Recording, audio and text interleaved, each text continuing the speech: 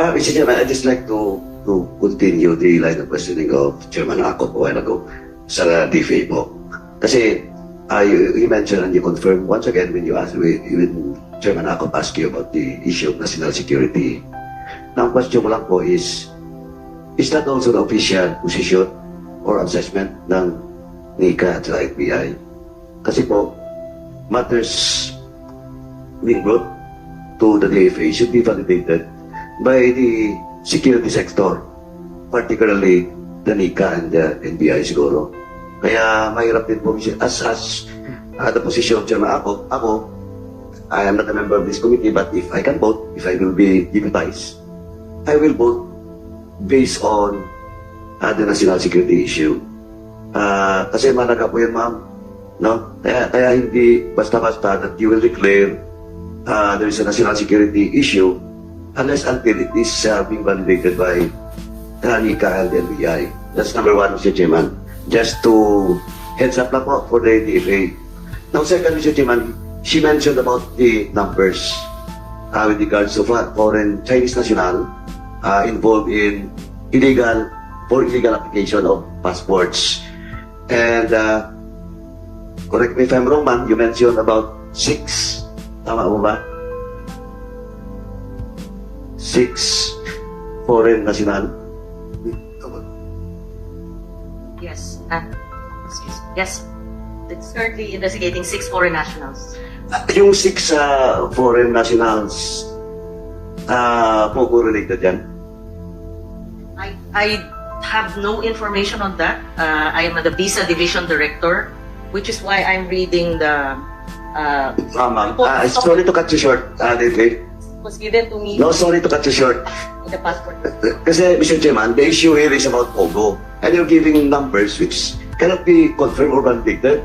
Kasi, ma'am, I just want to tell you, in my committee, in the Public Accounts Committee, isang bayan ang umamipon. I have now 7 Chinese nationals which you issue the passport, Philippine passport. But as of now, I asked the DOJ and the NICA and the Bureau of Immigration for a lookout bulletin. Foreign national with Filipino passports. They're not using it. Going out of the country, they use Chinese passports and that passport, Filipino passports, in their possession. They're just using it dito sa loob. Pag may magtatanong, pag may inspection. Kaya ako, Mr. Chairman, ano ko lang sa DFA, dapat the figures that you're giving to this committee should be validated. Oh, you issue about your position about national security. Walang NICA, walang NBI. Second, yung figure na binigay mo, 6. Pogo, pinag-usapan natin dito, 6 lang. Kaya nga nag-react ako doon kay Chairman Akop on the side. Ako, 6 lang. Well, in fact, in our committee, in which ongoing investigation, ito nga nasa ka-lookout bulletin. Pinag-issue ako ng lookout bulletin. This 7, and alam mo ma'am, and that 7 only resides in just one municipality. May kasunod pa yung marami pa in the next hearing. Kaya ako, Mr. Chairman, I will just take this opportunity for the DFA to be aware of this. And they should do their homework. Kasi tama din po siya. Ang daming mga Chinese national applying for passports with fake visa, with fake driver's license. Ma'am, correct ka dyan. Kasi lahat na documents from them nakuha na namin sa committee. That's why we confirm that indeed these are not Filipino citizens owning properties in this country. Not only 1 hectare, 2 hectares, hundreds of hectares. And that's, of course, that's a problem of the DFA, Mr. Chairman. Again, Mr. Pasensya na po, but I just raised this issue because mukhang napanting ako doon sa sinabi ng DFA. Question of national security, question of fake passports by Chinese national, 6 na binanggit. Sa akin nga ngayon, 7 na. And I think it's not only 7. Ha? Siguro by next week, madagdagan pa yan. Kasi I have a hearing this Wednesday. And siguro, next hearing ko, bintay ko na yung DFA. Thank you, Mr. Chairman. Thank you, Congressman Paduano. Okay, our last interpolator will be Congressman. Allow me to ask question from the DFA. Will the DFA agree with me that the proliferation of the issuance of illegal passport was due to the operation of Pogo, whether legal or illegally, in the country. Your Honor, the passport irregularities that I reported were in general. I did not mention anything about POGOs. This is just a report on the passports which were allegedly or issued, Philippine passports issued to some foreign nationals. I made no mention of POGOs. So because this was asked by Congressman Rufus Rodriguez, and we wanted to be truthful in providing information. I would just restate. As of January 9, 2024, the DFA has facilitated cancellation of Philippine passports issued to 6 foreign nationals, as confirmed by BI, and 9 suspected foreign nationals on the basis of submission of fraudulently acquired PSA birth certificates and fake LTO driver's license.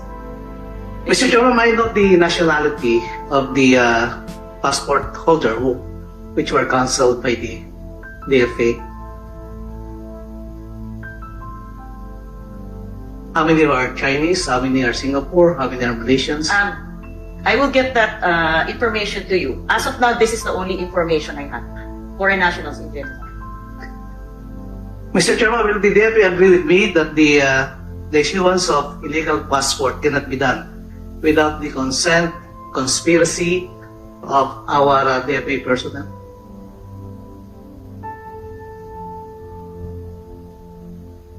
Your Honor, I'm the director for Visa Division. The passport director is not here. In fact, I am reading off from talking points that came from him.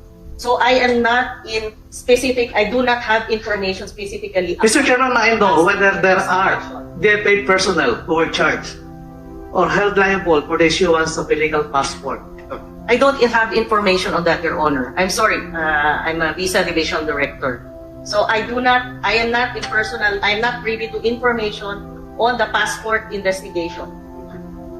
That will be the case. I will not question anymore the DFA, Mr. Chair, but I would like to know whether there is a representative from the Department of Labor.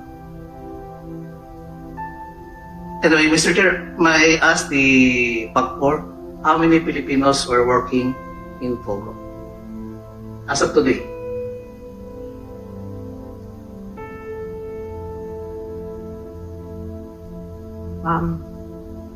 Mr. Congressman, so as of today, sir, Filipinos are at 25,115. This is only belonging to to the licensees and support providers. You're referring to the 75 IGL. Yes, sir. Pwede ba malaman kung ano uri na trabaho ng mga kababayan natin working in POGO? Okay, sir.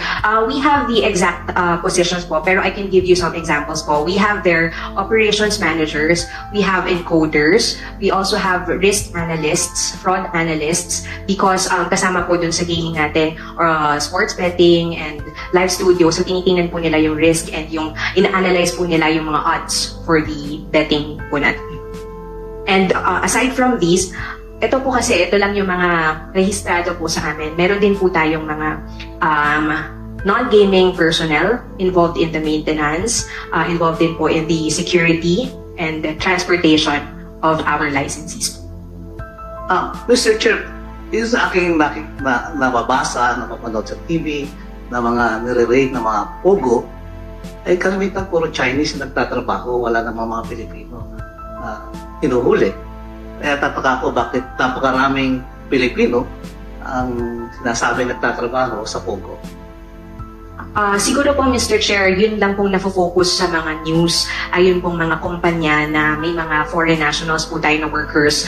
But in the 75 licensees that we have, meron po tayo doon 25,115 Filipinos. And for the special class of BPO alone, this is an accredited BPO po ng PAGCOR, servicing licensed gaming operators abroad. Humigit kumulang 5,000 Pilipino po at halos 100 foreign nationals lamang po ang employed sa industry na ito. Mr. Chair, gusto ko lang po malaman din from PAGCOR, paano po ba nade-determine ang accuracy ng income declared by one IGL? So, meron po tayong tinatawag na back office kung saan po lahat po ng bets or transactions ng website ng ating po mga internet gaming licensees ay nare-reflect. So yan po ay minomonitor po regularly, and ito din po ay dumadaan ng audit ng ating Commission on Audit po.